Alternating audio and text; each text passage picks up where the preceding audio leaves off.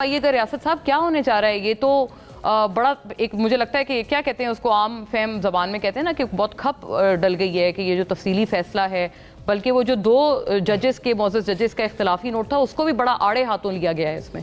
बिस्मिल्लाहिर्रहमानिर्रहीम। मोना साहब, से पहले तो ये जुडिशल हिस्ट्री में और कस्टम ही ये नहीं है कि जो डिसेंटिंग नोट देते हैं जजेस साहबान वो कभी बाकी ब्रदर जजेस के हवाले से कुछ या जजमेंट के हवाले से आप अपनी राय दे सकते हैं। ये अनफॉर्चुनेट है जो आज हुआ है। तफसीली फैसला अनफॉर्चुनेट है? नो, जो दो जजेस साहबान ने अपने वो इख्तिलाफी नोट, बात यह है कि जजमेंट तो मेरी जाती राय में भी एक स्टूडेंट ऑफ लॉ एक लैंडमार्क जजमेंट है। उसमें यह है कि चूंकि ये जजमेंट जो आई है ये 3 केसेस इसके ऊपर है। एक है 200 सुप्रीम कोर्ट 1958, जिसके अंदर ये था कि अगर कोई भी विदाउट ब्लड शेड कोई चेंज आती तो उसको लिजिटिमेट चेंज कहा गया था, जिसके अंदर FCR को चैलेंज किया गया था और वो जस्टिस मुनीर वाली जजमेंट थी जिसको हम सारे लोग आप लोग सब बुरा कहते हैं। फिर ये 1972 PLD सुप्रीम कोर्ट आसमा जिलानी केस में फिर उन्होंने इस लॉ को डिस्कस किया कि ये एक बैड लॉ है। उसमें उन्होंने कहा कि अगर सोर्स ऑफ पावर जो आसमा जिलानी केस है उसमें DPR को चैलेंज किया गया था, डिफेंस ऑफ पाकिस्तान रूल्स को चैलेंज किया था।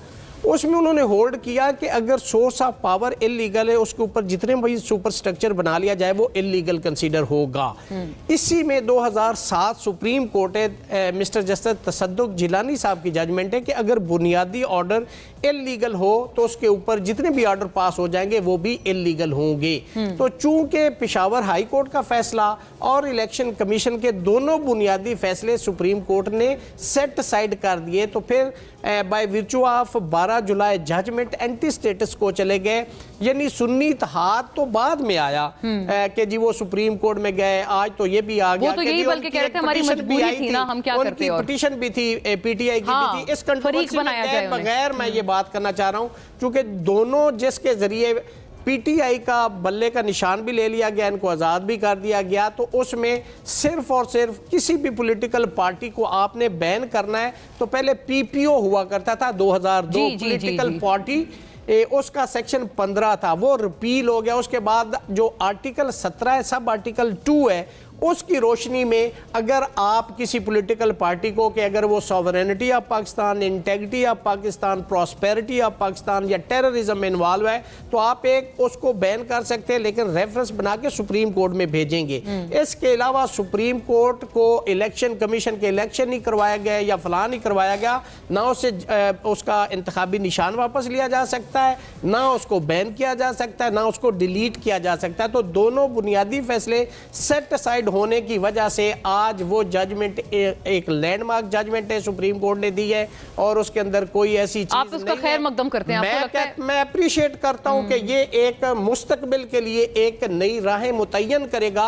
ये आइन और कानून के अंदर है। जो लोग इससे एग्रीव्ड है तो 1000 बहाने निकाल लेंगे, उसमें कोई ऐसी बात नहीं जिसमें वो कहते हैं कि जी 3 दिन के अंदर पॉलिटिकल पार्टी ज्वाइन करनी थी, सुप्रीम कोर्ट ने 15 दिन दे दिए थे। वो बिफोर इलेक्शन और आफ्टर इलेक्शन की ये बाय वर्च्यू ऑफ जजमेंट है, उसमें कोई री राइटिंग ऑफ कॉन्स्टिट्यूशन नहीं। दूसरी बात यह कि सुप्रीम कोर्ट आर्टिकल 187 कॉन्स्टिट्यूशन के तहत कंप्लीट जस्टिस करना होता है, उसके लिए वो किसी ज़ाब्ते कानून की वो पाबंद नहीं है। तो सुप्रीम कोर्ट ने जो जजमेंट दी है तमाम इदारों पे under article 189 constitution of 1973 that is binding, और अगर उसको फॉलो नहीं किया जाता तो जो आर्टिकल 204 है उसका sub article A, B, C और D है, सीधी कंटेम्प्ट है। पहले यहाँ पे यस उसमें यह था कि मैं या कोई इदारा वो पाबंद है। Judgment of Supreme Court is binding stricto sensu in true sense that you have to implement the judgment, और अगर आप ऐसा नहीं करते तो under article 190 of constitution of 1973 Supreme court